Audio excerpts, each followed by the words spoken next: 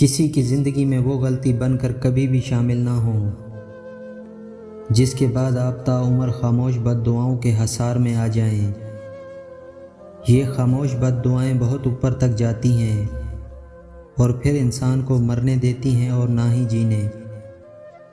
جب دل میں میل، طبیعت میں ضد اور لفظوں میں مقابلے آ جائیں تو یہ تینوں جیت جاتے ہیں، بس صرف تعلقات اور رشتے ہار جاتے ہیں۔ کوشش کریں نماز جگہ بدل بدل کر پڑھیں، کیونکہ جس جگہ پر آپ نماز ادا کریں گے وہ حصہ قیامت کے دن تمہارا گواہ ہوگا۔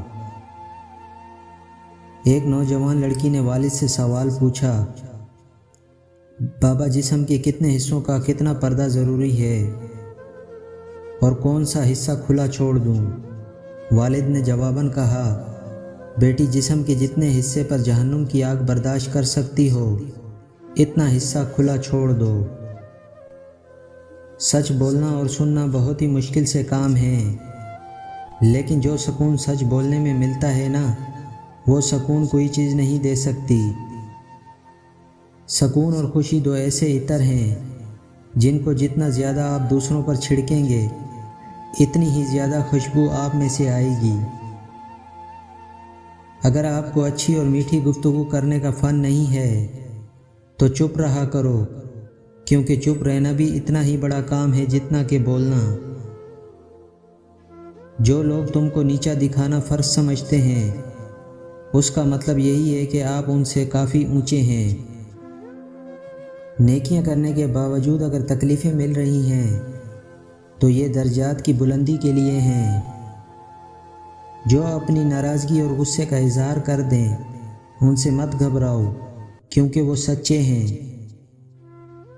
زندگی میں تجربے کبھی ختم نہیں ہوتے، مگر جو عقل مند ہوتا ہے وہ ان میں ترقی کرتا ہے۔ کانوں پر اور پاؤں کی انگلیوں پر پسینہ آ جائے تو یہ دولت آنے کی نشانی ہے، اور پتہ ہے خدا تعالیٰ بیٹی کیوں دیتا ہے؟ تاکہ تم بھی وہ چیز، وہ دکھ محسوس کرو جو تم غیروں کی بیٹیوں کو دیتے ہو۔ گھروں کی باتیں باہر نہ بتائیں، تمہارے جانے کے بعد تمہارا مذاق اڑائیں گے لوگ۔